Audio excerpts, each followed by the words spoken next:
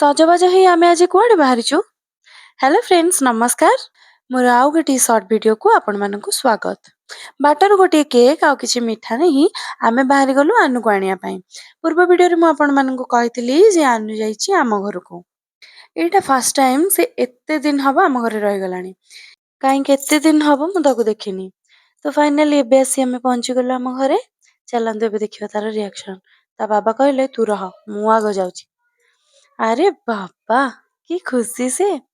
Cake ଦେଖି ଆନୁ ବହୁତ ଖୁସି। ଏଇ 2-3 ଡେଜ୍ ପୂର୍ବରୁ ସେ ଭିଡ଼ିଓ କଲ୍ କରିଥିଲା। ମତେ ସ୍ପେସିଆଲି କହିଥିଲା ଯେ ମାମା ତମେ ମୋ ପାଇଁ କେକ୍ ହିଁ ନେଇକି ଆସିବ।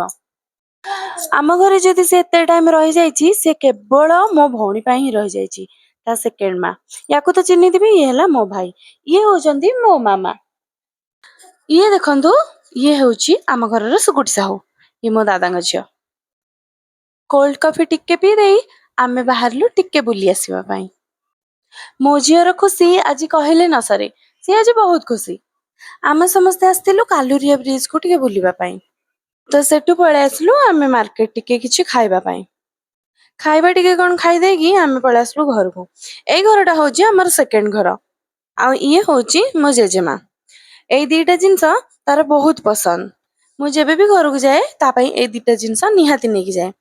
ମୋ ଖୁଡିଙ୍କୁ ତ ଆପଣମାନେ ଜାଣିଥିବେ, ଯେତେବେଳେ ସିଏ ଆମ ଘରକୁ ଯାଇଥିଲେ। ତିଥି ଅନୁସାରେ ସାବିତ୍ରୀ ପରଦିନ ଆନୁର ଜନ୍ମଦିନ। ତା ଖୁସି ପାଇଁ ଟିକେ ବର୍ଥଡେ ସେଲିବ୍ରେସନ ବି ହେଇଗଲା। ଦେନ୍ ଟିକେ ଖୁସି ଗପ ବି ଚାଲିଲା।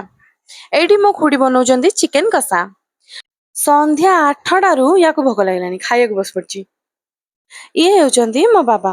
ମୋ ବାବାଙ୍କର ସନ୍ଧ୍ୟାବେଳେ ତାଙ୍କ ସାଙ୍ଗମାନଙ୍କ ସହିତ ଟିକେ ଖୁସି ଗପ ଚାଲେ। ତ ଏବେ ମୋ ମାମା ମତେ ତାଙ୍କ ଶାଢୀ ଦେଖଉଥିଲେ।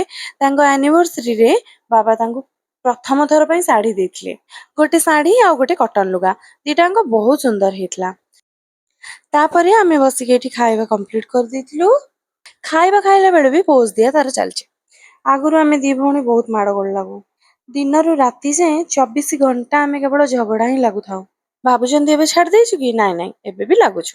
ଏଇଠି ମୋ ଭଉଣୀ ଟିକେ ଭାବପ୍ରବଣ ହେଇଯାଇଛି, କାହିଁକି ନା କାଲି ଆନୁ ଯିବ ଭାରି। ଦିନକୁ 1000 କଲ୍ ଲିଷ୍ଟ କେବଳ ମୋ ଯାର। ଏଇ ଜ୍ୱାଇଁ ପୁଅ ଟିକେ ମୋଡା ଘଷା ଖାଇଦେଲେ, ତାପରେ ଆମର ହେଇଗଲା ଗୁଡ୍ ନାଇଟ୍। ଭିଡ଼ିଓ ଭଲ ଲାଗିଥିଲେ ଭିଡ଼ିଓଟିକୁ ସବସ୍କ୍ରାଇବ କରନ୍ତୁ। ରହୁଛି, ଦେଖା ହବ ଆଉ ଗୋଟେ ନୂଆ ଭିଡ଼ିଓରେ। ନମସ୍କାର।